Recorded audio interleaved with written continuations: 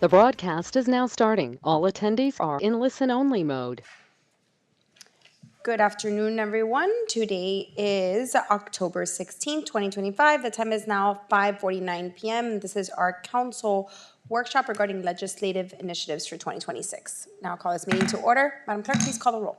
Councilwoman Nicole Reynoso. Present. Councilman Rafael Pinedo. Present. Councilwoman Digna Cabral is not present. Vice Mayor Maureen Porras. Here. Mayor Christy Fraga. Present. Mayor, you have quorum. All right, please rise for the Pledge of Allegiance led by Vice Mayor Porras. Allegiance to the flag of the United States of America and to the republic for which it stands, one nation, under God, indivisible, with liberty and justice for all.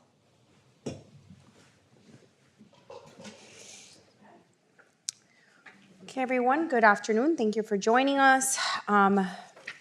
We called this meeting to have a quick discussion about our legislative priorities in an effort to catch up with the legislative session, make sure that things get to our Miami-Dade delegation with time. There is an agenda that was circulated and a part of this backup that was part of this agenda, which is 2026 legislative priorities that has been prepared not just by my office and staff and with input from our lobbyists in Tallahassee, but today, and I think it's going to be circulated right now in a very timely manner, the Florida House members have filed 8 bills on property tax reform, which I think is one of our biggest priorities. And the speaker has put out a memorandum, which you're all receiving right now. What we've done is put together categorizing these 8 bills into 3 sections and what their impacts are. I think this is going to be probably one of the largest parts of our conversation today. But really the purpose of this workshop is to have more of a discussion format without interrupting our regular scheduled meetings about what items we want to send up to Tallahassee. I think it's important that we speak with a united voice. We've also included some of the appropriation requests that we have. So I'll go ahead and open it up and see if anybody has additions. The idea after the conversation today is to bring forward an item at the November meeting, which we'll place on the agenda based on the discussions we had today. Hopefully with pretty much what you have in front of you, which is the 2026 legislative priorities that have been prepared, but also taking into account any additional discussions that we have. So with that, I'll open up the floor and hear from my colleagues, and we can just have kind of an open discussion. I have some comments. Yes, Ms. Mayor Porras. Okay. Well, thank you, Mayor, for doing this. This is actually, I think, a really great idea to just kind of combine all of our legislative priorities and legislative ideas and just send them all at once. Obviously, we're each going to have some, diverse opinions about it. I think what has been proposed is pretty solid. I just want to also reiterate, last month, and this is in regards to the property tax relief and the sales tax reform. Last month, I did underscore the importance of providing much needed property tax relief to our residents. And of course, in furtherance of that, I also proposed legislation in support of adding a constitutional amendment to the Florida 2026 ballot, which of course would give the power to voters to decide on how to properly or how to do the reform here in Florida. So today I'm really happy to see that it's on this, and that initiative to support responsible property tax reform is something that we can send to Tallahassee. Just last week, I was actually with our legislators, including the House Speaker, and as you mentioned, he did just release a series of proposals for tax relief, which I think are really great. So with that, I think that it's important to note that while property tax relief is necessary, it has to be very responsible. Obviously, we need to continue protecting our essential services, which I think is something that the legislators whom I met with, including, again, the speaker, I met with the co-chairs of the Property Tax Committee, they also underscored that we needed to protect our essential services. So I'm happy to see it here. And, there's a wide range. I would just mention that, maybe like amending the draft language on property tax to support the entirety of the work that the legislature is doing, as opposed to just limiting relief to a specific group, like we have it here. So I don't know if you guys are open to that. And basically sending a message to the legislature that, we would support something that's wider casting, not just with the groups that are mentioned here. Okay. Anyone else? We can address some of that in a minute. Anyone else? So just to kind of go over the bills that were filed today, there's basically three categories.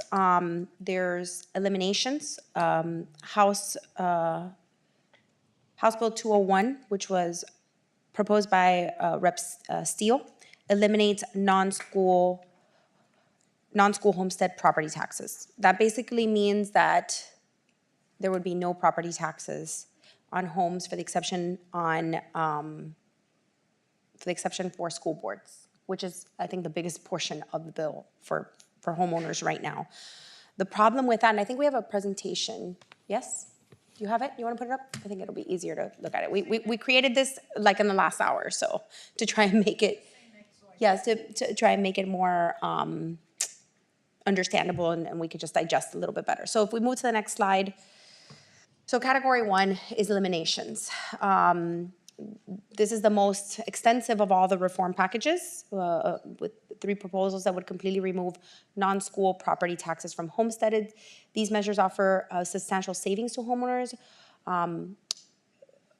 while presenting significant long-term funding challenges for cities and counties that depend on ad valorem revenues. So we'll move on. So here's the big challenge with this is that eliminating a large portion of municipal and county operational revenues without specified replacement sourcing could have rapid consequences for municipalities and for counties. We did a quick run of the numbers, and I don't know, is Fernando here? Yes, Fernando's here. And I actually did not prepare, I didn't bring it, but I did in preparation for this ask for finance to run what that impact would look to our city. So if we were to eliminate homesteaded property taxes completely from our roll, it's about $6 million today, which is not a huge hit for our city, but would be significant. Would require huge rollbacks, and could impact essential services if we don't find a way to make up some of that revenue. For other municipalities, it could mean total destruction because luckily we have a strong income-producing base with our commercial properties.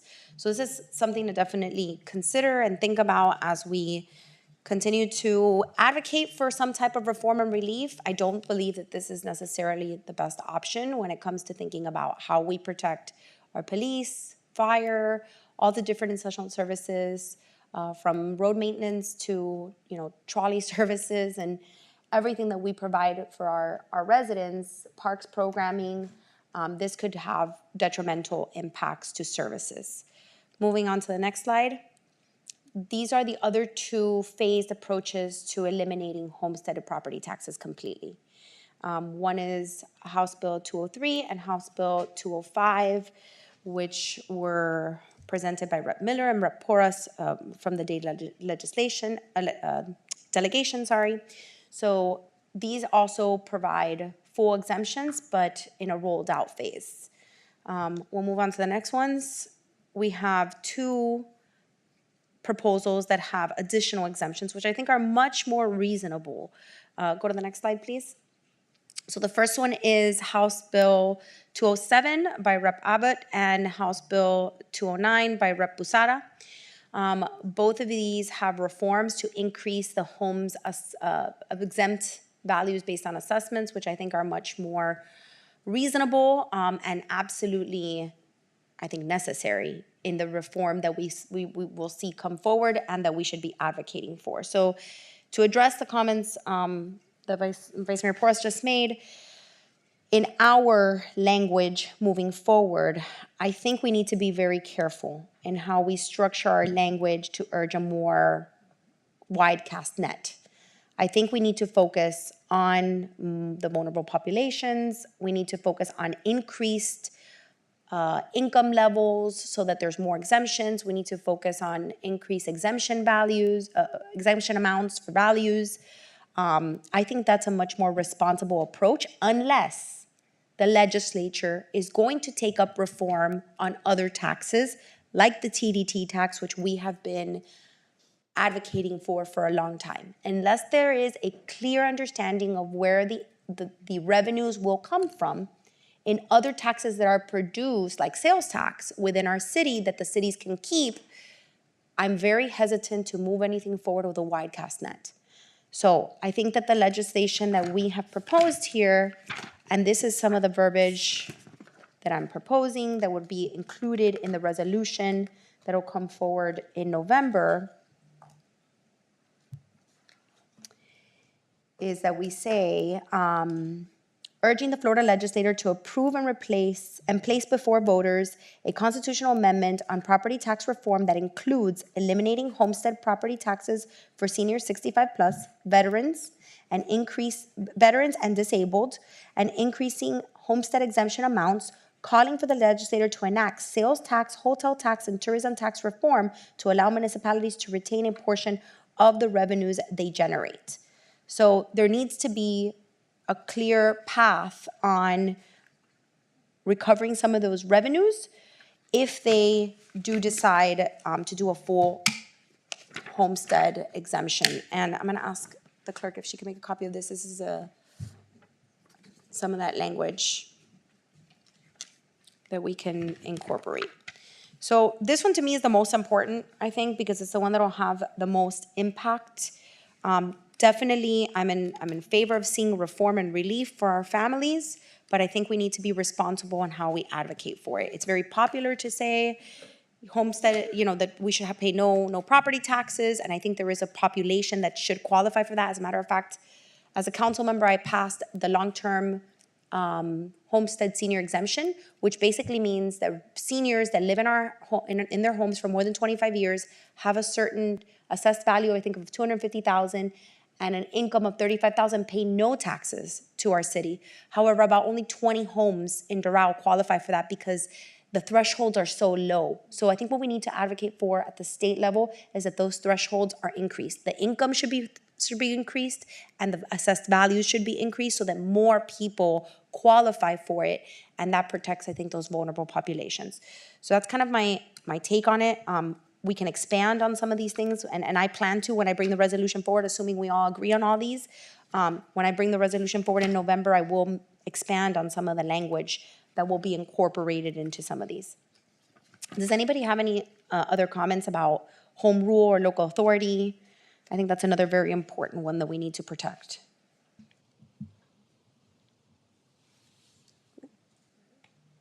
Everyone's in agreement with that one? With home rule and local authority? Yeah.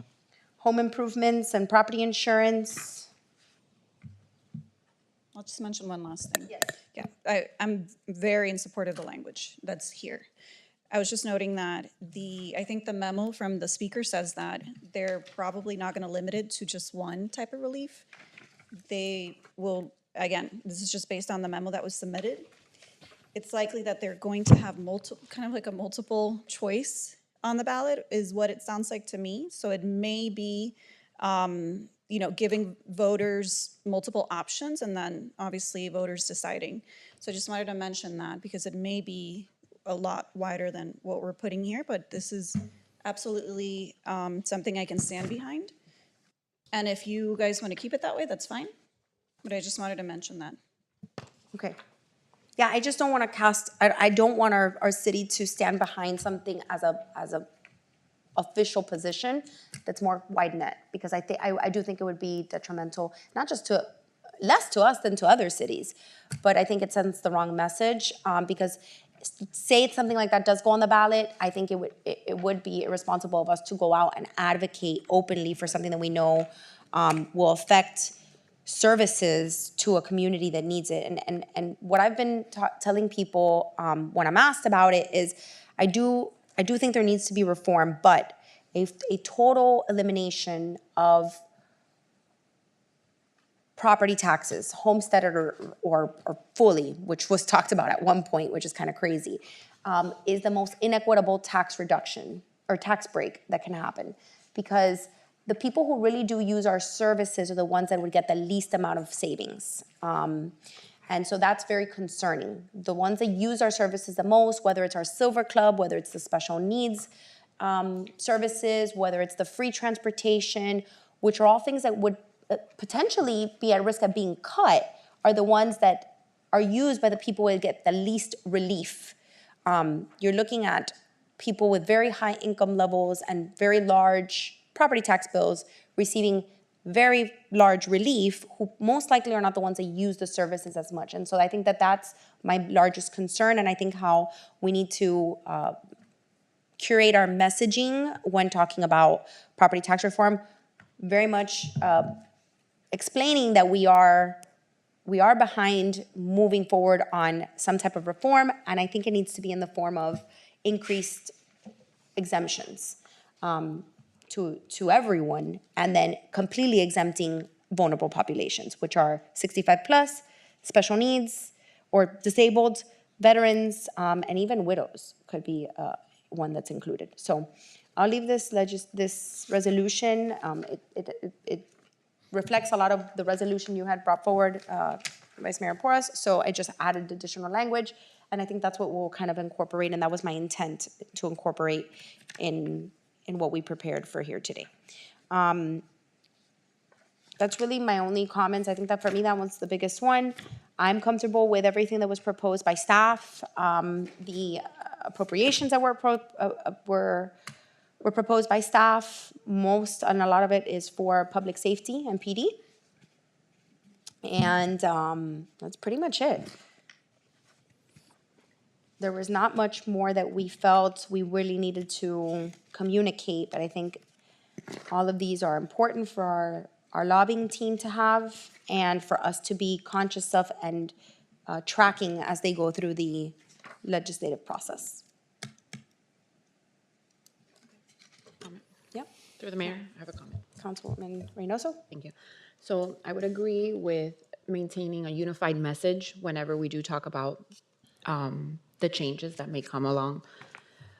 And what I'm concerned about is relocating essentially the impact of taking taxes or fees from, let's say, our property taxes, and figuring out a different way to essentially implement the same. So that's my overall concern. And I am concerned about the future of seeing a lot of our programs be in jeopardy because of these cuts, especially since it's taken a really long time and through the courses of the years to curate the programs that we have for our seniors, for our special needs, the infrastructure that we have, the parks that we have.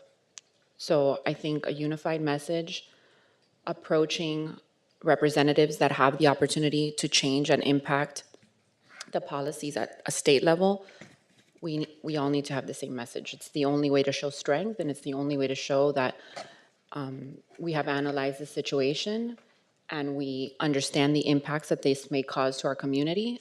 And at the end of the day, this is us advocating for services and for our residents on a much, much deeper level that really only those that sit on this council have the ears of those that can make change. So those are my comments. Thank you. Councilman Pinero. No, go ahead. Sure. Thank you, Mayor. Well, first of all, I want to thank you for bringing this forward. I think it's, by looking at the proposed resolution, I think it covers what I believe it will be reasonable based on the information that we have right now coming from Tallahassee. But as Councilwoman Reynoso mentioned, I certainly do share the same concerns, because we're talking about the city of Doral, which I believe it will be great to have the numbers. I do believe it's a little bit more if we go with a full. If, for example, the resolution, the one about the full elimination, the 201. I believe the number that we will be looking here, the city, it will be between 11 and 19 million, around that number. 11 million? So if it's Perhaps. homesteaded properties, if Fernando, you want to come up, what we ran was, and I believe none of the proposals completely eliminates property taxes, which is, In our, right, thing. right, but just to have an idea on but it would numbers. eliminate homesteaded properties. Correct. And so when we ran the numbers on homesteaded properties, Fernando, Yeah, hi. Fernando Casamayor, Assistant City Manager, CFO. Good evening, council members, Madam Mayor. So yes, Councilman, the mayor's numbers were pretty accurate. We estimated $5.6 million based on current tax roll. Obviously, there's going to be growth for next year as well, we hope, we assume. So the $6 million number is correct. And the mayor was absolutely right when she said the impact for Doral is actually, it's bad, but it's not as bad. There are other municipalities out there that do not have the diversity of different property types that we do that would be completely devastated. We're talking about de-incorporation at that correct? point. Absolutely. Thank you. And that's why, for example, when we look at Miami-Dade County as a county, you're looking, the county is about, what, $3 billion what they receive from property taxes and revenues approximately, but rough, I mean, that's. Yeah, so total taxable, and this will include the school board, was about $10 billion for last year. So that's all property taxes Right. collected.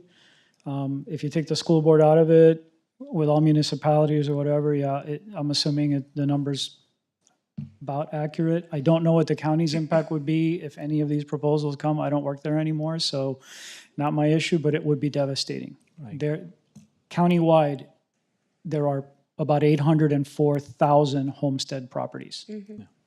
So Thank you. Just to clarify, the 5.6 to 6 million is only homestead property in Doral. Correct. Yes, homestead properties in Doral. Actually, I'm gonna see if we can you do me in my office? And just to add something else, because the reason why I'm mentioning the county is because we also have to remember that if something like this move forward, obviously the county offers some of the services as well. So the county as a government will have to find a way to. Fire, Fire library. would take a Right. devastating hit, waste, I mean, there's a lot of. But not only that, I mean, the other services will By the way, increase their the other fees, thing for they haven't example. addressed in any of this is the bonded. Right.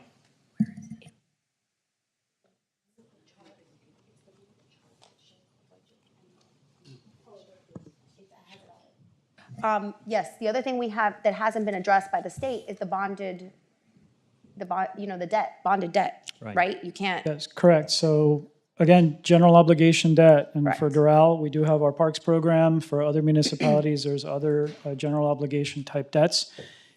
I haven't read the legislation that's been filed, but if that's not exempted, we have to pay our debts. The mechanism to pay that debt is you set a millage rate based on the amount of payment that is due with the property value.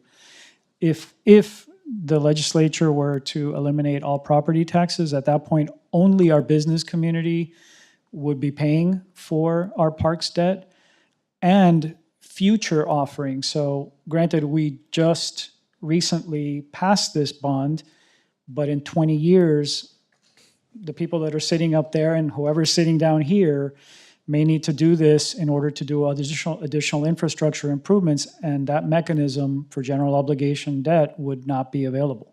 yeah. I think the most important thing as this move forward is our communication needs to be very clear because this has horrible implications if it goes to an extreme. And so while I think we advocate responsibly for the reform, we do need to understand the impacts of it. Right. Because it is detrimental and people voted for, to have a municipality, make a copy of this, at least, this is everything. I can print it. Okay, perfect. People voted to have a municipality because of the services that we offer, right? It's having the response time we have with police, and there's been a lot of different discussions. I've talked to a lot of legislators, and I think it's important that they understand, as much as we want to say that it's not going to impact, the essential services, cuts like this would absolutely impact on cities like ours that would survive, would impact the services. Or what's going to end up happening is some municipalities will have to increase their millage rates so that the income-producing properties can cover the differences. And at the end of the day, it's a domino effect. That'll trickle down again. And basically, people who need the relief, like renters, which the income producing properties will end up paying more. And so who's really getting the break? Not the people that need it the most. It's the more wealthy. And that's I think the biggest concern, is making sure that it is an equitable relief for all who need it, especially the middle class, our seniors. So I think we have to be very responsible about how we communicate this message, because it can be a very attractive message. One of the things I haven't heard come out of the state's legislative priorities yet is property insurance, and that is something that has even impacted us. So property insurance should be at the top of the list of how they're going to address the impacts to quality of life, because I can tell you, I know personally people that are paying triple what they were paying. And that is something that affects every single property owner, and the state does have control over. And I haven't seen them address it to the severity of speaking about property tax relief, which doesn't necessarily impact them completely. So I think this is a popular message, but a dangerous one if we go down the wrong path. So I'm gonna have this pass to you. This is something that I asked finance to prepare in preparation for this, because when we go to Tallahassee, this is some of the data I wanna use. So we have a chart, I had them chart our population growth in comparison to our budget, and the trend. And I think we've been right on track. So I do wanna share this with you all. It shows, again, our population growth over the last 23 years, and our budgeting growth, and that the trend of our growth, the budget growth, is on trend with our population growth, which is extremely important, because those are the things that Doge is talking about, is to making sure that cities are not growing outside of their means and outside of the population growth. And nobody can argue that Doral has had tremendous population growth in the last 15 years, and our budget has not surpassed or been out of proportion of our population growth. And I think that's extremely important to review and look at, but we do have to tread carefully over the next couple of years. I've had the conversation with staff, I've had the conversation with finance. I know that administration will be having it with the rest of staff very soon as we prepare for the next budget cycle, because we don't want to enter into any hot water. Additionally, we ran the numbers, as I mentioned to everyone, of the total value of homestead exemptions in Doral. It's actually, Fernando, I have here total all Doral millages, 6.9 million. Yeah, that includes the debt millage that I Oh, I'm mentioned sorry, earlier. you're right. That does include the debt millage. So the total you're absolutely right. The total for the non-bonded is 5.4. You were right on the money. Correct. I was looking at the wrong number. Thank you. So yeah, I think Marion's making copies of this. So here we have total value of senior homesteaded properties. So of just senior homesteaded properties, every single household with senior homestead was exempt from paying municipal taxes, it would be $61,000. So about the same amount of money we budgeted for our grants this year to senior homesteaded properties. So we're returning that money to our vulnerable population already. Total value of veteran exemption properties, it's $153,000. And total value of seniors and veteran population would be a total of $215,000. So not unreasonable at all. Not unreasonable. So I'm gonna have this shared with all of you, because I think it's an important document to look at. And thank you, Finance, for preparing this. Very helpful. I will be using that in Tallahassee. Appreciate it. And we're gonna circulate that. Anybody else have any comments from the administration?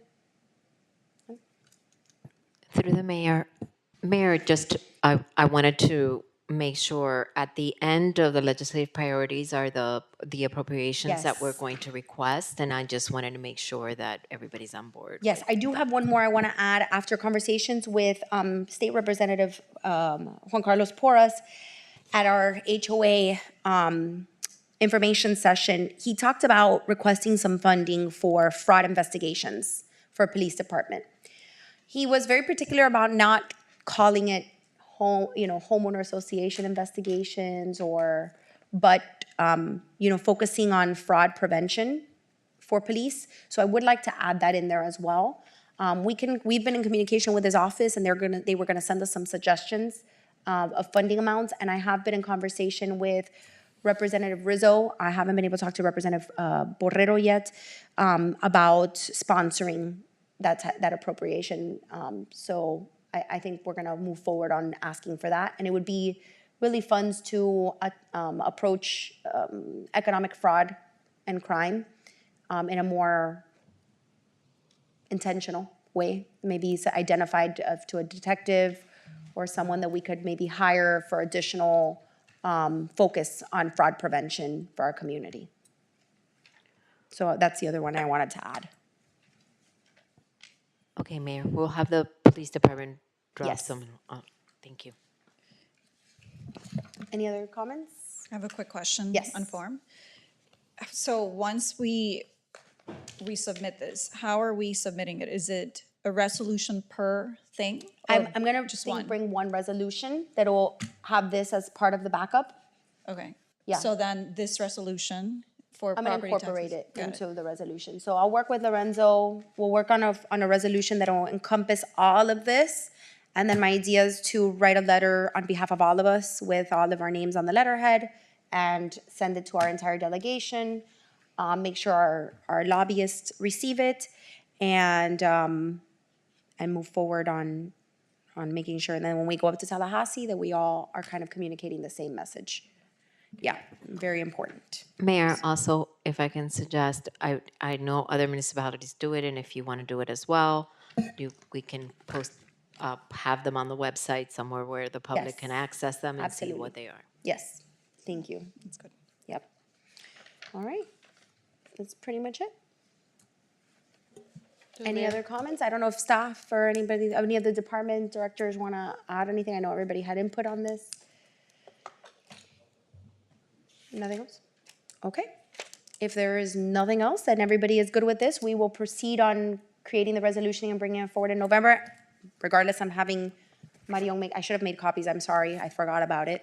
But it's been on my desk now for like 2 months. So I will have this get received to each of your offices in just a couple of minutes, so you have it, because I think it's great information. Anything else? Good job, Mayor. All right. Thank you. Thank you very much. This, I just need a motion to adjourn. Motion. Motion to adjourn by Councilman Pinedo, second by Councilwoman Reynoso. All in favor, say aye. Aye. This meeting